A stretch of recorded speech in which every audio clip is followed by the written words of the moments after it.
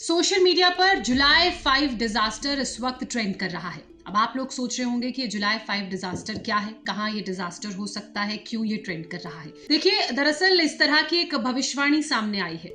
इस भविष्यवाणी में ये कहा गया है कि जुलाई 5 तारीख 2025 साल जापान में कोई भारी तबाही हो सकती है, कोई बड़ा डिजास्टर आ सकता है। और यही कारण है कि सोशल मीडिया पर ये ट्रेंड कर रहा है। जो लोग सोशल मीडिया पर इसे देख रहे हैं वो डरे हुए हैं। बहुत से ऐसे लोग भी हैं जिन्होंने जापान जाने का प्लान बनाया था, लेकिन अब चूंकि ये ट्रेंड इतना वायरल हो रहा है, इस वजह से भी सिंगापुर और हांगकांग से जो लोग जापान जाना चाह रहे थे उन्होंने अपनी फ्लाइट्स कैंसिल कर दी हैं। अब ये जो ट्रेंड है ये क्यों हो रहा है, किसने ये भविष्यवाणी की? दरअसल एक कॉमिक है जापान की, मंगा।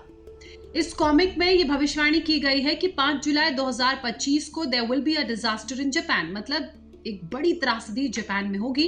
और यही कारण है कि जापान के टूरिज्म पर असर पड़ा है। जापान के लोग जो अलग अलग इलाकों में रहते थे वो अपने इलाकों को छोड़कर जाने को मजबूर हैं, और इसका असर जापान की इकोनॉमी पर भी पड़ेगा। लेकिन उससे पहले ये समझना जरूरी है कि ये भविष्यवाणी मंगा कॉमिक्स में किसने की, और मंगा कॉमिक्स दरअसल है क्या।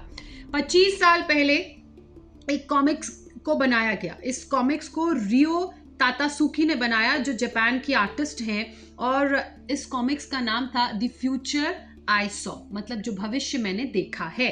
और उसी कॉमिक में 2025 जुलाई 5 को मेंशन करते हुए लिखा है कि अ मैसिव डिजास्टर, यानी कि एक बड़ी भारी तबाही यहां पर आ सकती है। और जुलाई 2025 के इस साल में जापान में कई भूकंप भी आए हैं। खासकर टोकारा द्वीप पर 500 से ज्यादा झटके महसूस किए गए हैं। इसलिए लोग इस भविष्यवाणी को और सीरियसली ले रहे हैं और ये मान रहे हैं कि एक बड़े डिजास्टर से पहले का ये संकेत है। और लोगों में जो डर है वो बढ़ गया है, और उसी बढ़े हुए डर के कारण लोग अपने टिकट्स, और अगर कोई जापान जाना चाह रहा है तो वो कैंसिल करा रहे हैं। जब जापान में साल 2011 में सुनामी आया था तो उसका मेंशनिंग भी इस कॉमिक मंगा में किया गया था, और उसमें ये लिखा गया था कि March 2011 tsunami will take so many lives, और कुछ ऐसा हुआ भी। और इन्हीं बातों पर यकीन करके अब लोग जापान जाने से कतरा रहे हैं। हालांकि जापान सरकार की तरफ से कहा गया है कि ये अफवाहें हैं और महज एक इत्तेफाक है, संयोग है, इन अफवाहों पर ध्यान देने की जरूरत नहीं है। मौसम विभाग की तरफ से भी जापान में ये कहा गया है कि ऐसी कोई भविष्यवाणी या ऐसा कोई चीज़ों पर आपको विश्वास करने की ज़रूरत नहीं है, क्योंकि सोशल मीडिया पर इस तरह की अफवाहें फैलाई जा रही हैं, और इस तरह का कोई भी मौसम में बदलाव या अपडेट को लेकर मौसम विभाग ने कोई जानकारी नहीं दी है।